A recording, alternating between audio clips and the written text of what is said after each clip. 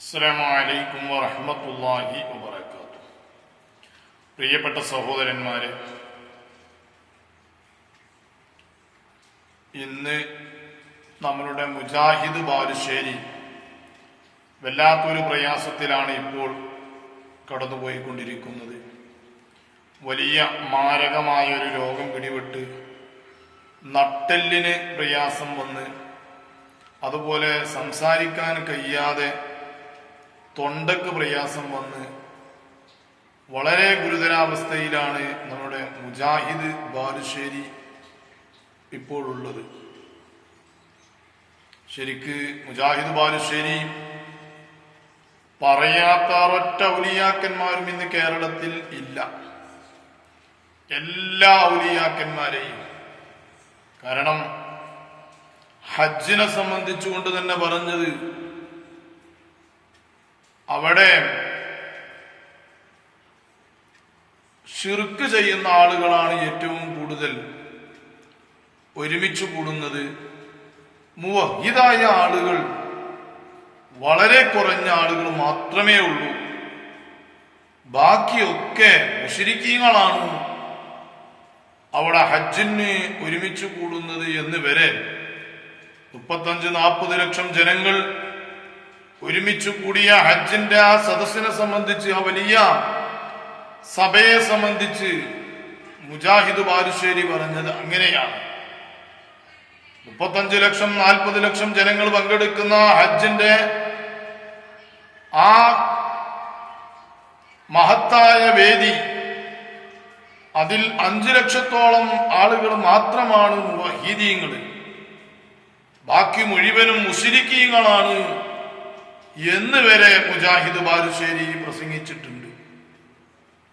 അത് കഴിഞ്ഞ് കേരളക്കരയിലുള്ള മുഴുവൻ ഔലിയാക്കന്മാരെയും ഒറ്റ ഔലിയായിനെയും ബാലുശ്ശേരി വിട്ടിട്ടില്ല. ജീവിതത്തിൽ ജീവിച്ചിരിപ്പുള്ള പണ്ഡിതന്മാരെയും അവരെയും ഒഴിവാക്കിയിട്ടില്ല.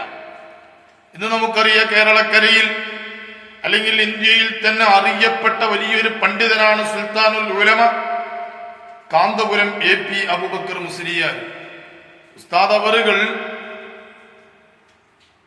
ഒന്ന് സുഖമില്ലാതെ കുറഞ്ഞ ദിവസം ഒന്ന് കടന്നപ്പോൾ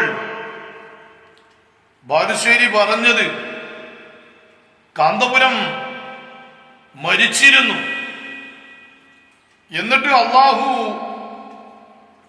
ജീവൻ നൽകിയതാണ്. എന്തിനു വേണ്ടിയാണെന്നറിയോ?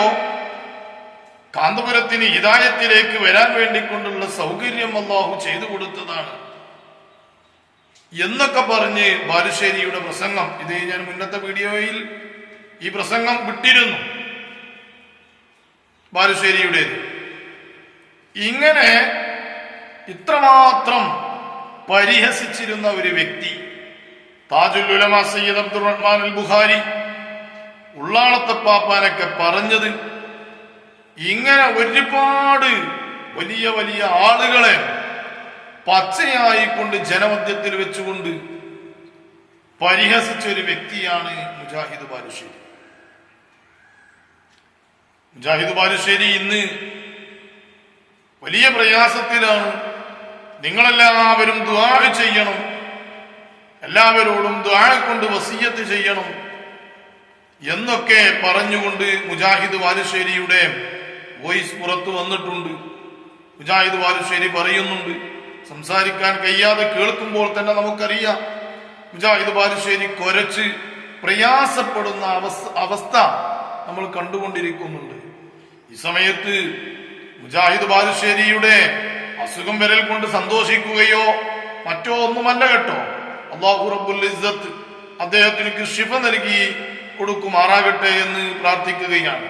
എന്റെ പ്രിയപ്പെട്ട സഹോദരന്മാരെ, പണ്ഡിതന്മാരെ വല്ലാതെ പറഞ്ഞ ആളായതുകൊണ്ട് തന്നെ ഒരൊറ്റ ഔലിയാക്കന്മാരെയും വിടാതെ, ഔലിയാ എന്ന് പറഞ്ഞാൽ എല്ലാ ഔലിയാക്കളുടെയും നേതാവ് ആരാണ്?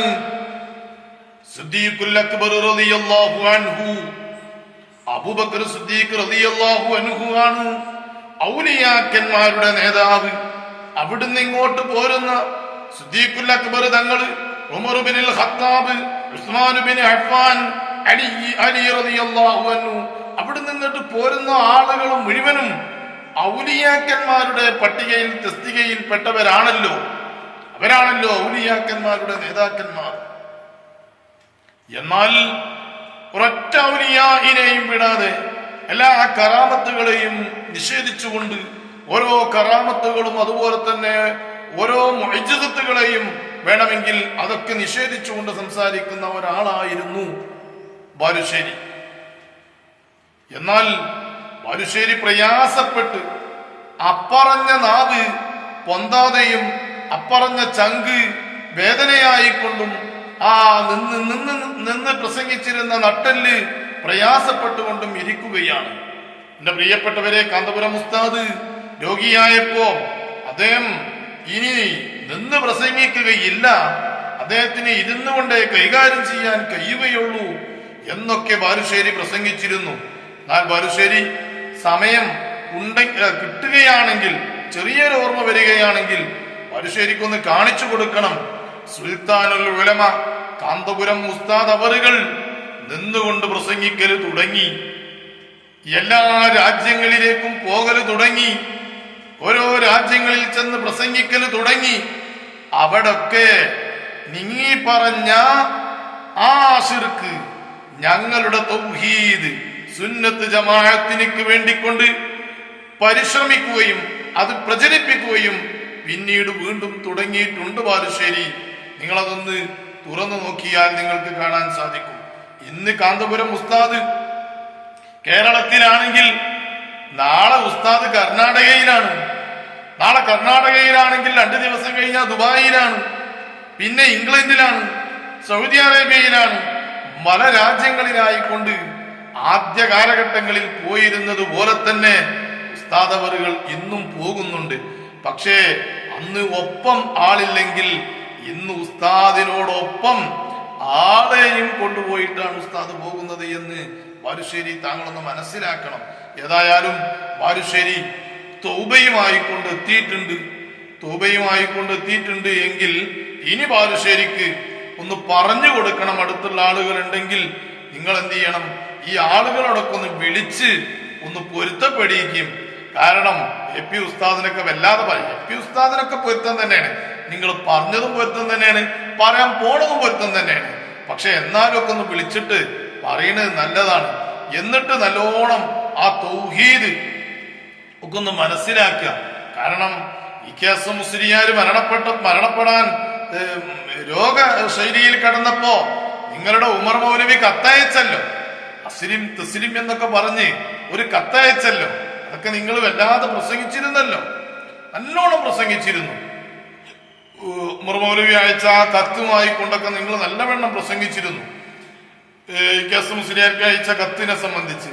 അപ്പൊ നിങ്ങളൊക്കെ അവസാന സമയമാണെന്ന് മനസ്സിലാക്കിയിട്ട് നിങ്ങൾ എന്ത് ചെയ്യണം, നല്ലോണം ഒന്ന് ആ അസ്ലിം തസ്ലിം എന്നൊക്കെ ഒന്ന് മനസ്സിലാക്കിയിട്ട് ഒന്ന് ശരിക്കൊന്ന് മുസ്ലിമായി ഷഹാദത്തൊക്കെ ഒന്ന് ചൊല്ലി റാഹത്താകുന്നത് നല്ലതാണ്. കാരണം ഷഹാദത്ത് കലിമ ചൊല്ലുന്നത് നല്ലതാണെന്ന് പറയാൻ കാരണം ഇസ്ലാമിൽ നിന്ന് പുറത്തു പോകുന്ന വാക്കുകളൊക്കെ താങ്കളുടെ പ്രസംഗത്തിൽ വന്നിട്ടുണ്ട്, അത് കേൾക്കാനും ഇടയായിട്ടുണ്ട്. അപ്പൊ ഇൻഷാ അല്ലാഹ് അല്ലാഹു സുബ്ഹാനഹു വ തആല മാരകമായ രോഗങ്ങളെ തൊട്ട് നമ്മെ കാത്തുരക്ഷിക്കുമാറാകട്ടെ. പണ്ഡിതന്മാരുടെ വിഷം, പണ്ഡിതന്മാരുടെ ഇറച്ചി കൊത്തിവലിച്ച് അവരുടെ വിഷം ശരീരത്തിൽ കയറ്റുന്നതിനെ തൊട്ട് അല്ലാഹു കാത്തുരക്ഷിക്കുമാറാകട്ടെ. എല്ലാവിധ ഷർറുകളെ തൊട്ടും അല്ലാഹു കാത്തുരക്ഷിക്കുമാറാകട്ടെ. ആമീൻ യാ റബ്ബൽ ആലമീൻ. അസ്സലാമു അലൈക്കും വറഹ്മത്തുള്ളാഹി വബറകാതുഹു.